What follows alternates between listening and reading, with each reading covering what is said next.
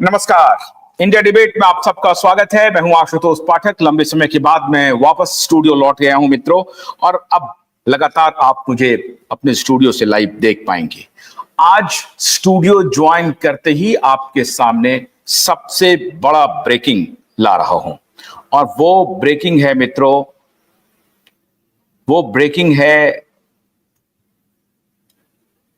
जो आपको कोई टेलीविजन चैनल नहीं दिखाएगा। आपको मालूम है कि क्यूवाइब नेटवर्क हमेशा एक्सक्लूसिव रिसर्च के लिए जाना जाता है, और खास तौर से कोई ऐसी साइंटिफिक अगर कोई घटना हो जाए जिसमें विज्ञान का पूरी तरह से इन्वॉल्वमेंट हो, तो उसके तह तक जाने की कोशिश करती है। हमारी जो टीम है पर्टिकुलरली, वो साइंटिफिक रिसर्च की ही टीम है।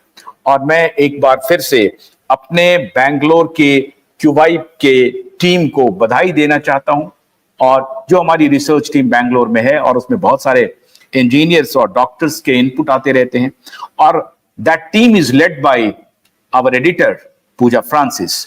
तो मैं खास तौर से पूजा फ्रांसिस को, अपने एडिटर को, बधाई देना चाहता हूं कि उन्होंने जो रिसर्च करके ये आज डॉक्यूमेंट्स निकाले हैं, और उनके जो साइंटिफिक इनपुट्स हैं, उसके आधार पे एक बार फिर से क्यूवाइब नेटवर्क आपके सामने एक्सक्लूसिव रिपोर्ट लेके आ रहा है बोइंग 787 के क्रैश से रिलेटेड। हमने कोविड के दौरान बहुत सारी तहकीकात की थी, आपको बताया।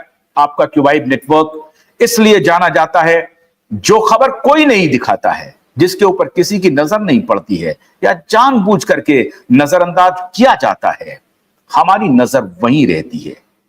और इसीलिए हमने अपनी साख को स्थापित किया है। हमारी क्रेडिबिलिटी यही है कि हम बिना लाग लपेट के, ना काहू से दोस्ती ना काहू से बैर, हम सत्य की तह तक पहुंचने की कोशिश करते हैं। अहमदाबाद में उस फेटल एक्सीडेंट के बारे में, जब बोइंग 787-8 का क्रैश होता है, उसके बाद से अनफॉर्चुनेटली मैं उस वक्त स्टूडियो से बाहर था, दूर था। लेकिन हमारी नजर जैसे ही इस घटना पर पड़ी, हमें हमारी टीम ने अलर्ट किया कि क्रैश हो गया है।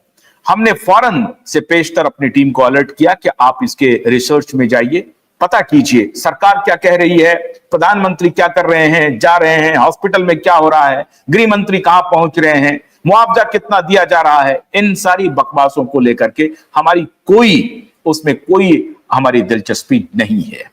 हमने साफ साफ अपनी टीम को कहा कि प्रधानमंत्री जाकर के हॉस्पिटल में इलाज का मुआयना कर रहे हैं, जो एक यात्री बचे हैं उनसे मुलाकात कर रहे हैं, बहुत अच्छी बात है, पूरी मीडिया दिखाएगी, और प्रधानमंत्री के दौरे के लिए पूरा सैनिटाइज किया जाएगा, बड़ी अच्छी बात है, जाना भी चाहिए। आप ये गलतफहमी मत पालिए कि जब मैं प्रधानमंत्री कहता हूं तो मैं मोदी जी का विरोध कर रहा हूं, और जब मैं होम मिनिस्ट्री कह रहा हूं तो मैं अमित शाह जी का विरोध कर रहा हूं, बिल्कुल भी नहीं।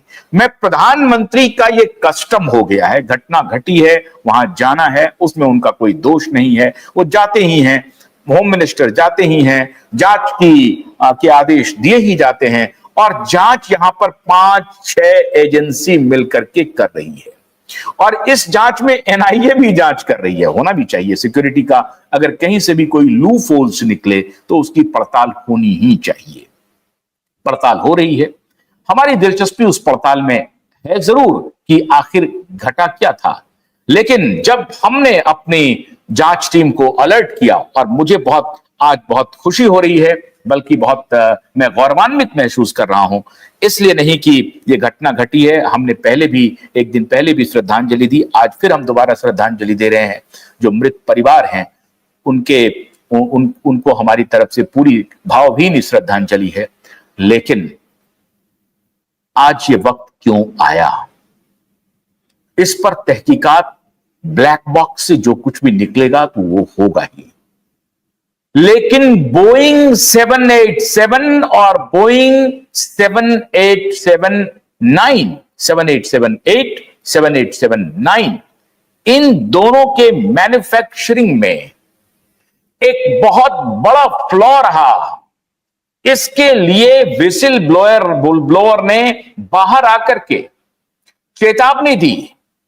बोइंग 787 के कर्मचारी ने आकर के चेतावनी दी। बोइंग कंपनी, ये तो प्लेन का नाम है, बोइंग बेसिकली कंपनी है, मैन्युफैक्चरर कंपनी है जो फ्लीट और प्लेन का निर्माण करती है। उस कंपनी के कॉम्पिटेंट कर्मचारी ने आज से साल भर पहले, एग्जैक्टली साल भर पहले, इसकी साल भर पहले से भी पहले सूचना दे रहे थे, लेकिन अप्रैल 2024 में उन्होंने अपना टेस्टिमनी दिया सीनेट के सामने, अमेरिकी सीनेट, मेंबर ऑफ सीनेट के सामने उन्होंने अपना टेस्टिमनी दिया और उन्होंने कहा कि बोइंग के मैन्युफैक्चरिंग में बहुत जबरदस्त लूपहोल्स हैं, सिक्योरिटी नॉर्म्स को दरकिनार किया गया है, कंपनी का एजेंडा सिर्फ और सिर्फ प्रॉफिट रह गया है, कंपनी सेफ्टी नॉर्म्स को पूरी तरह से फॉलो नहीं कर रही है, टाइमलाइन मीट करने के लिए मैन्युफैक्चरिंग का दबाव है, क्योंकि इस एयरक्राफ्ट को उन्हें अलग अलग देशों को बेचना है। भारत ने ये जो एयरक्राफ्ट जो क्रैश हुआ है 2014 में, ये फ्लीट में शामिल हुआ था, एयर इंडिया की फ्लीट में, और तब एयर इंडिया का कोलैबोरेशन टाटा समूह से नहीं हुआ था। आपको याद होगा कि टाटा समूह ने हाल ही में विस्टारा के नाम से अपना एयर सर्विस शुरू किया था, लेकिन तब एयर इंडिया के साथ टाटा समूह का कोलैबोरेशन नहीं हुआ था। कोलैबोरेशन नहीं, खरीद लिया एयर इंडिया को 22,000 करोड़ रुपए में टाटा समूह ने एयर इंडिया को खरीद लिया, लेकिन उनके जो सारे फ्लीट थे एयर इंडिया के, वो टाटा समूह का अब मिल्कियत बन चुका है। टाटा समूह ने इसकी जांच पड़ताल की या नहीं की? जब मर्जर हुआ एयर इंडिया का टाटा समूह के साथ, तो उन्होंने जांच की या नहीं की?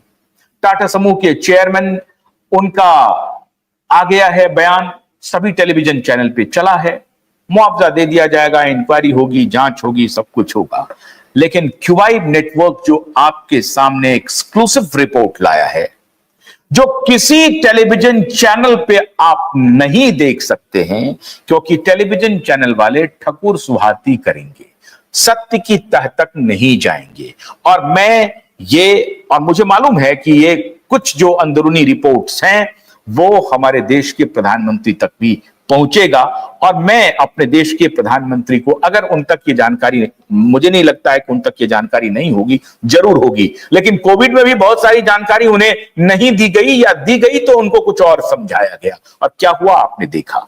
फिर आज जब बोइंग 787-8 का क्रैश हुआ है और उसमें 265 लोग अपनी जान गंवा चुके हैं, तो हमारा यह कर्तव्य है कि बोइंग 787-8 और 787-9 के मैन्युफैक्चरर का ओपिनियन क्या था, उसमें क्या डिफेक्ट था। एक नहीं, तीन इंजीनियर ने इसकी घोषणा की थी। मैं आपको वो तीनों इंजीनियर्स के नाम भी बताता हूं, और दूसरी उनका मैं आपको वो वीडियो क्लिप भी दिखाने जा रहा हूं, जिस वीडियो में बोइंग 787 या बोइंग कंपनी के जो